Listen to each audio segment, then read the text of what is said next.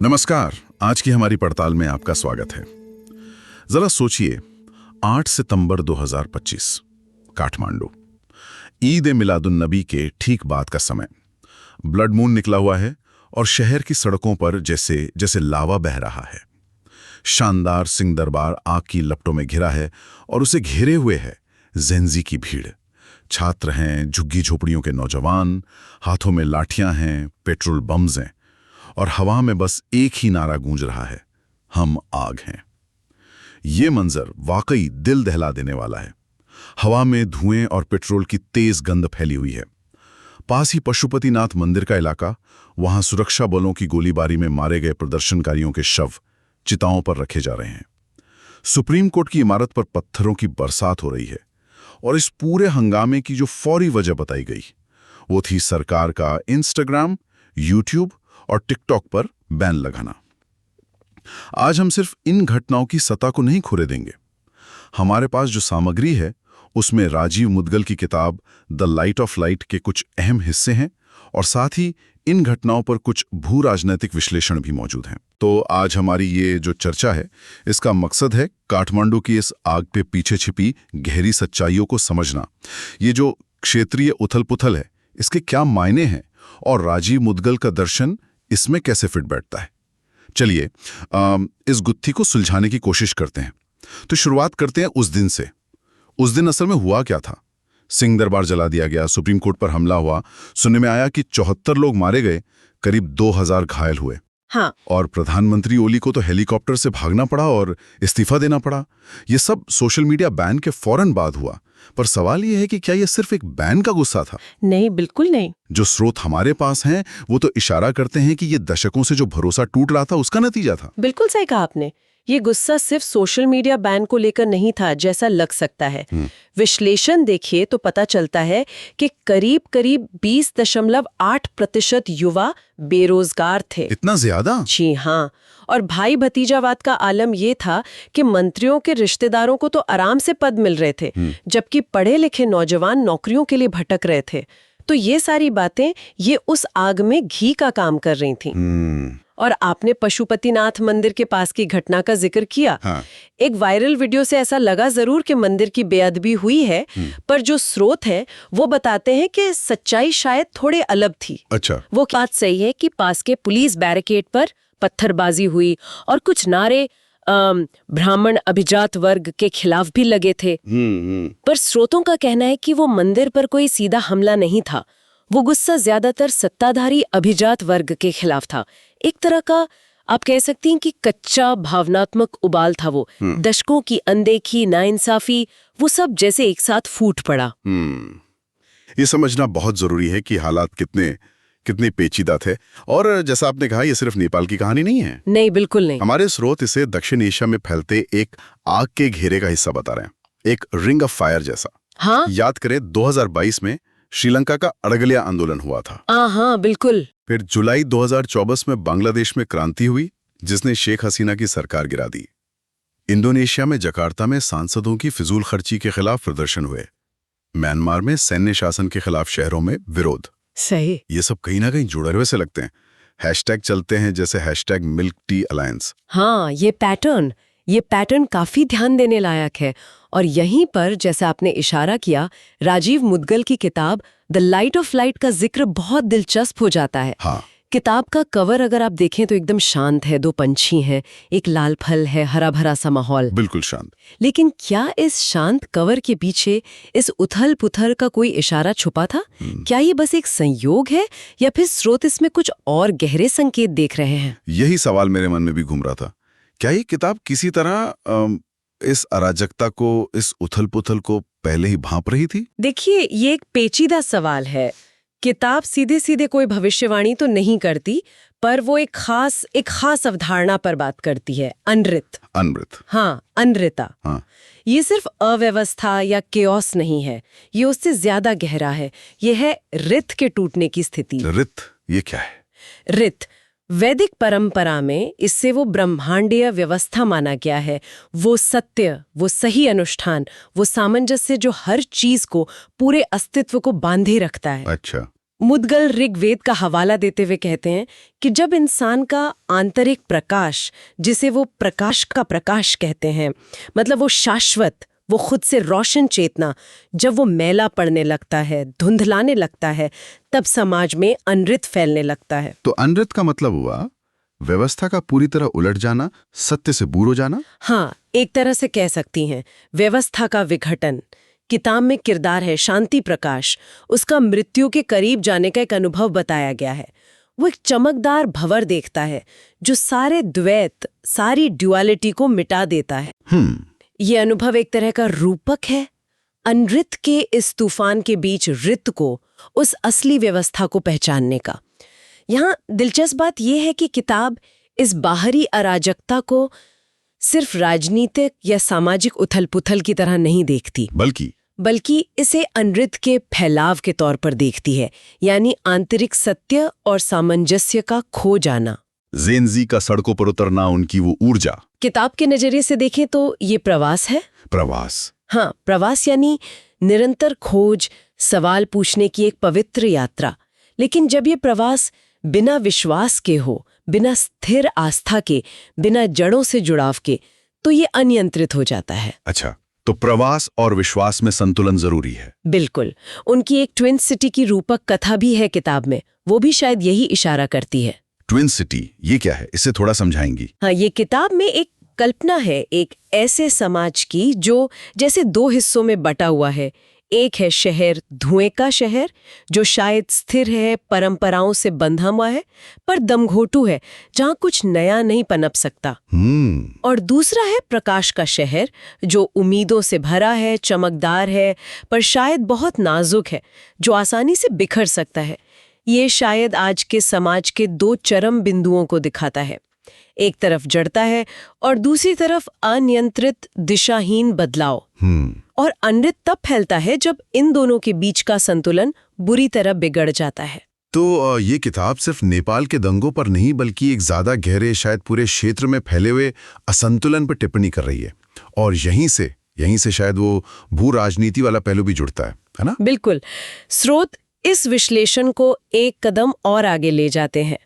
वो इसे भू राजनीति में अनृत का नाम देते हैं। भू राजनीति में अनृत? हाँ, यहाँ अनृत को सिर्फ समाज के अंदर की गड़बड़ी की तरह नहीं देखा जा रहा, बल्कि इसे वैश्विक मंच पर जानबूझकर पैदा की गई अव्यवस्था, या जिसे वो इंजीनियर्ड एंट्रोपी कहते हैं। इंजीनियर्ड एंट्रोपी मतलब ऐसी गड़बड़ी जिसे जानबूझकर बनाया गया हो, बाहर से हवा दी गई हो। हाँ, बिल्कुल। और अक्सर इसे लोकतंत्र को बढ़ावा देना या युवाओं को सशक्त करना जैसे अच्छे लगने वाले मकसदों का एक मुखौटा पहनाया जाता है। स्रोत ये दावा करते हैं कि कुछ बाहरी ताकतें, जैसे अमेरिका समर्थित कुछ एनजीओज हो सकते हैं। एक स्रोत है जो नेशनल एंडोमेंट फॉर डेमोक्रेसी यानी एनईडी के $100 मिलियन से ज्यादा के अनुदान का जिक्र करता है। कुछ डिस्कॉर्ड नेटवर्क्स हैं, बॉट्स के जरिए चलाए जा रहे हैशटैग हैं, हैशटैग मिल्क टी अलायंस। हाँ, ये हैशटैग तो काफी चर्चा में था। जी, तो ये सब मिलकर किसी देश की जो असली समस्याएं हैं, जैसे नेपाल में हमने बात की बेरोजगारी या भाई भतीजावाद, उनको इस्तेमाल करके उन्हें भड़काकर पूरी तरह से अराजकता में बदल सकते हैं। तो इस नजरिए के मुताबिक दक्षिण एशिया में जो कुछ हो रहा है वो सिर्फ अंदरूनी गुस्सा नहीं है, उसे बाहरी तौर पर हवा दी जा रही है। स्रोतों का विश्लेषण तो इसी तरफ इशारा कर रहा है। उनके मुताबिक दक्षिण एशिया की ये जो पूरी अशांति है, इसे भारत के चारों ओर एक अस्थिरता का घेरा बनाने की कोशिश के तौर पर भी देखा जा सकता है। भारत के चारों ओर? हाँ, इसकी तुलना कुछ स्रोत 2011 के अरब स्प्रिंग से करते हैं, या फिर भारत के विभाजन के समय जो प्रायोजित अराजकता हुई थी उससे करते हैं। ओह। एक स्रोत तो बाकायदा नेपाली छात्रों के लिए आर्य रेस इंटरनेशनल रिपब्लिकन इंस्टीट्यूट द्वारा आयोजित कुछ कार्यशालाओं का भी जिक्र करता है और उसे वो CIA शैली की कार्रवाई मानता है। अच्छा। तो यहाँ ये एक बहुत अहम सवाल खड़ा होता है, जैसा कि स्रोत खुद पूछते हैं, क्या ये जो गुस्सा हम देख रहे हैं ये पूरी तरह से स्वाभाविक है, अंदर से निकला है, या फिर ये एक प्रायोजित अव्यवस्था है, एक इंजीनियर्ड केओस है जो सच्चाई को ही तोड़ मरोड़ रही है और जिसमें असली जो कठपुतली नचाने वाले हैं उनका नाम सामने नहीं आ रहा। ये सुनने में काफी गंभीर लगता है। ये विचार की बाहरी ताकतें किसी देश की अंदरूनी आग में इस तरह घी डाल सकती हैं। अगर ये सच है तो इसके मायने तो बहुत ही गहरे हैं। हाँ, स्रोत इस बात पे जोर देते हैं कि जब सच्चाई इतनी धुंधली हो जाती है, जब ये पता लगाना ही मुश्किल हो जाए कि कौन किसके इशारे पे काम कर रहा है, तो असलियत कैसे कैसे बिखर सकती है। बिल्कुल। ये सोचने पे मजबूर करता है कि अगर यही अनियंत्रित अराजकता, भगवान ना करे, कल को वॉशिंगटन डीसी में, पेंटागन या व्हाइट हाउस जैसी जगहों पर फैले तो कैसा मंजर होगा। ये सिर्फ एक कल्पना नहीं बल्कि एक तरह की चेतावनी है कि जब व्यवस्था टूटती है तो क्या हो सकता है। और देखिए, इसी मुश्किल हालात का समाधान किताब राजधर्म में देखती है। राजधर्म? हाँ, और ये सिर्फ राजा या शासक का कर्तव्य नहीं है जैसा आमतौर पर समझा जाता है। ये उससे कहीं ज्यादा गहरा है। ये आत्मा की देखभाल है, व्यक्तिगत आत्मा की भी और सामूहिक आत्मा की भी। आत्मा की देखभाल? हाँ, ये उस आंतरिक प्रकाश की, या जिसे हम जन चेतना कह सकते हैं, लोगों की कलेक्टिव कॉन्शियसनेस, उसकी एक पवित्र जिम्मेदारी है। तो राजधर्म का मतलब सिर्फ शासन चलाना नहीं हुआ, बल्कि समाज के नैतिक और आध्यात्मिक स्वास्थ्य का ध्यान रखना हुआ। बिल्कुल, एकदम सही समझा आपने। राजधर्म का मतलब है संतुलन बनाना। वो जो हमने बात की थी, प्रवास यानी निरंतर खोज, सवाल पूछना जैसे युवाओं का डिजिटल विरोध, और विश्वास यानी जड़ें जमाने वाली आस्था, सांस्कृतिक विरासत, स्थिरता, इन दोनों के बीच एक संतुलन साधना। नेपाल में ओली सरकार का गिरना हो या बांग्लादेश में शेख हसीना के बाद जो एक शून्य सा पैदा हुआ, ये घटनाएं स्रोतों के अनुसार राजधर्म की विफलता को दर्शाती हैं। अच्छा। और इसी विफलता ने अनृत को यानी अव्यवस्था को पनपने का मौका दिया, और फिर बाहरी ताकतें जैसे एनईडी के अनुदान जिनका जिक्र स्रोत करते हैं, वो इसी खालीपन का फायदा उठाती हैं। तो अगर हम इसे बड़ी तस्वीर में देखें तो राजधर्म बाहरी हेरफेर और अंदरूनी सड़न दोनों का मुकाबला करने का एक रास्ता दिखाता है। ये तो काफी ऊंची और गहरी बात लगती है। लेकिन आज के दौर में हमारे सुनने वालों के लिए इसका क्या मतलब है? मतलब व्यावहारिक रूप से राजधर्म कैसा दिख सकता है? हाँ, ये अहम सवाल है। व्यावहारिक स्तर पर स्रोत कुछ ठोस सुझाव भी देते हैं, जैसे राजधर्म का मतलब हो सकता है सोशल मीडिया पर बैन लगाने जैसे कदमों के बजाय युवाओं के साथ संवाद करना, बातचीत करना, बैन नहीं। हाँ, जेनजी की उस ऊर्जा को किसी रचनात्मक दिशा में लगाना, जैसे आर्थिक सुधारों पर ध्यान केंद्रित करना, वो 20-30% बेरोजगारी का आंकड़ा याद है ना, उसे हल करना। बिल्कुल। उनकी सच्चाई सामने लाना, चाहे जो भी हो। और सबसे जरूरी, जनता और सरकार के बीच जो भरोसा टूट गया है उसे फिर से बनाने की कोशिश करना, विश्वास का पुनर्निर्माण। हाँ, किताब का समर्पण भी देखिए कितना गौरतलब है। दुनिया के सभी शांति और सूर्य प्रकाश को, ये उन लोगों का सम्मान है जो विरासत में मिले दुख को भी एकता की एक पुकार में बदल देते हैं। जैसे स्रोत में सूर्य के पॉडकास्ट का जिक्र है, जो कहा गया है कि दुख से पैदा हुआ। यहाँ ये वाकई दिलचस्प हो जाता है कि कैसे एक प्राचीन वैदिक अवधारणा राजधर्म, उसको आज की इस डिजिटल दुनिया से जन्मी अशांति के समाधान के तौर पर देखा जा रहा है। हाँ, और शायद यही इसकी खूबी है।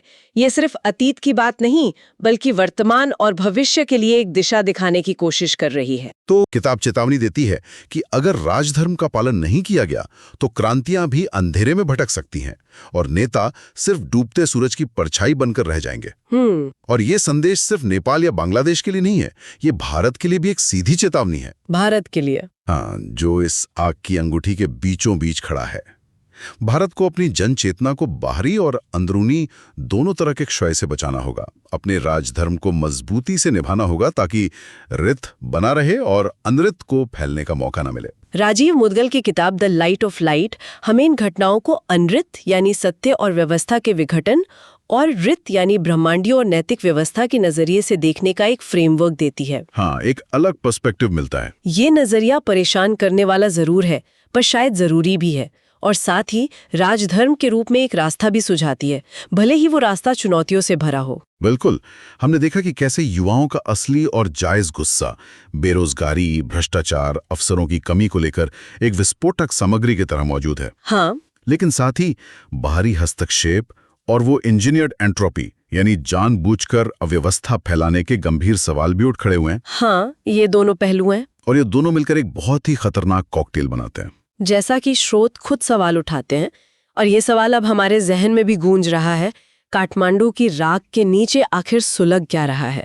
क्या ये सिर्फ अंदरूनी असंतोष की आग है जो अपने आप भड़की है, या फिर ये एक सोची समझी बाहर से हवा दी जा रही साजिश की आग है? या शायद सवाल इससे भी एक कदम आगे जाकर ये पूछना चाहिए कि इस भू राजनीतिक अनर्थ का कौन सा पहलू ज्यादा चिंताजनक है, वो बाहरी या अंदरूनी ताकतें जो इस अव्यवस्था को पैदा कर रही हैं, या वो आंतरिक प्रकाश, वो लाइट ऑफ लाइट, जिससे अगर हम पहचान लें और सहेज लें तो शायद इस अंधेरे को मिटा सकता है। ये एक बड़ा सवाल है जिस पर सोचना होगा।